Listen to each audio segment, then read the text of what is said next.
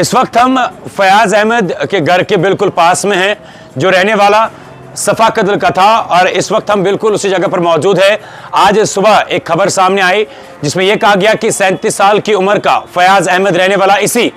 हफ्तियार सफा कत्ल का है। उसका बड़ी बेरहमी से और बड़ी बेदर्दी से रिपोर्ट्स के मुताबिक कत्ल कर दिया गया। और उसके बाद जैसे ही खबर सामने आई तो कंसर्न पुलिस स्टेशन की टीम स्पॉट पर पहुंची, क्राइम सीन पर पहुंची, और क्राइम सीन पर पहुंचने के बाद उन्होंने बॉडी को अपनी तहवील में लेकर मेडिकल लीगल फॉर्मेलिटीज के लिए हॉस्पिटल भेजी। और कुछ ही मिनट्स पहले जो है अब फयाज अहमद, जिसकी 37 साल की उम्र है, उसकी डेड बॉडी, या यूं कह सकते हैं कि वो अपने घर, यानी कि इस वक्त जहां पर मौजूद है हम हफ्तियार सफा कत्ल में, यहां पर पहुंची है। सारे मेडिकल लीगल फॉर्मेलिटीज पूरी हुई है। आखिरकार इस कत्ल के पीछे कारण किसका है, हाथ किसका है, इस पर बात नहीं कर सकते क्योंकि वो पार्ट ऑफ इन्वेस्टिगेशन है। जैसे ही पुलिस इसमें बाज़ाब्ता तौर पर तहकीकात करेगी और तहकीकात करने के बाद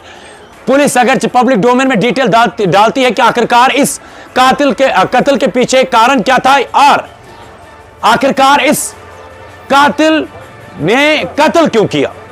ऐसी क्या मजबूरी थी जिसकी वजह से कत्ल के सिवा कोई और ऑप्शन ही नजर नहीं आया। इस वक्त ये पूरा इलाका मायूस है, सबों की आंखें नम है। क्यों ना हो, क्योंकि हर दिन कत्ल के मामले कश्मीर के अंदर रहनुमा होते हैं। और उसी तरीके से आज सुबह इस माह रमजान के मुतबरक महीने में आज 13वां रोजा है, और आज सुबह आज दिन की शुरुआत इसी खबर से हुई कि 37 साल के फयाज अहमद का मुबैना तौर पर एक बड़ी बेरहमी से और बेदर्दी से एक तेज दरार, या यूं कह सकते शार्प एजेड वेपन का इस्तेमाल करके उसका कत्ल कर दिया गया है। आखिरकार इस कत्ल के पीछे कारण क्या है, आखिरकार मामला क्या हुआ था जिसके वजह से कत्ल के अलावा कोई और ऑप्शन ही नहीं था। जैसे पुलिस इस मामले में कोई तहकीकाती रिपोर्ट सामने डालती है, क्योंकि अभी तक सुबह से लेकर अभी तक मेडिकल लीगल फॉर्मेलिटीज के लिए जो है डेड बॉडी को भेजा गया था, और अब कुछ ही मिनट्स पहले इस फयाज अहमद की डेड बॉडी घर पहुंची है। और मैं आपको दिखाने की कोशिश करूंगा, ये इस फयाज अहमद की शॉप है। इस दुकान के ऊपर फयाज अहमद को आज से कुछ वक्त पहले इस दुकान को चलाते थे, और यहाँ के लोकल्स के मुताबिक कुछ वक्त से ये दुकान इनकी बंद थी। लेकिन आज सुबह ये मामला जब पेश आया तो पूरे सफा कत्ल इलाके में लोग मायूस हुए, क्योंकि मैं आपको बता दूं कि गलती अगर एक करता है, भुगतना केवल मोहल्ले को नहीं, भुगतना केवल एरिया को नहीं, भुगतना केवल डिस्ट्रिक्ट को नहीं, भुगतना या कॉन्सिक्वेंसेस पूरे कश्मीर को उठाने पड़ते हैं, क्योंकि हर एक के चेहरे पर यह दाग लगता है। फिलहाल आखिरकार मैं रिपीट कर रहा हूं कि कत्ल के पीछे मामला क्या था, क्या मामला इतना गंभीर था, या मामला इतना सेंसिटिव था कि कत्ल ही करना जरूरी था और कत्ल के अलावा कोई ऑप्शन ही नहीं था। लेकिन इसलिए मैं आपको बार बार कहता हूं कि स्कफल्स की वजह से, लड़ाई झगड़ों की वजह से इस तरीके के मामला पेश आते हैं। कश्मीर में बेटा अपने बाप का कत्ल कर देता है,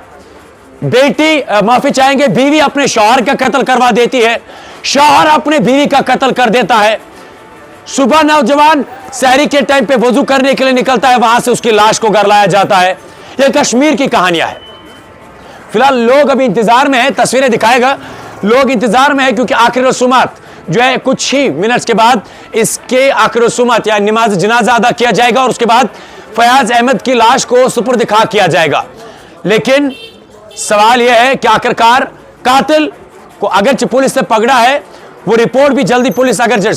पब्लिक डोमेन में डालती है तो ये हम आप तक जरूर पहुंचाने की कोशिश करेंगे कि जिस एक्यूज को या जो कल्प्रिट है इस मामले में,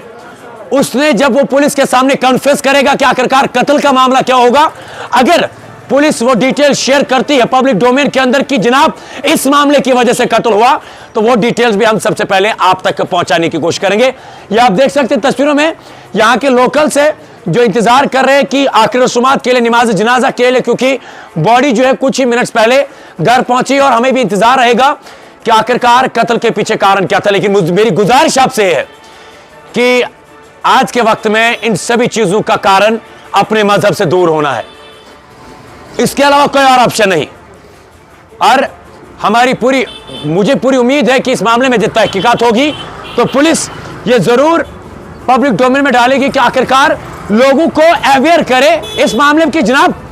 मामला क्या था जिसकी वजह से फयाज अहमद का कत्ल होना ही था या फयाज अहमद का कत्ल करना ही पड़ा। जैसे ही पुलिस इसमें डिटेल शेयर करती है सबसे पहले हम आप तक पहुंचाने की कोशिश करेंगे। तब तक के लिए आप मुझे और मेरे कैमरामैन मीर रईस को दीजिए इजाजत और शेख इमरान के साथ आप देखते रहिए द वॉइस ऑफ कश्मीर।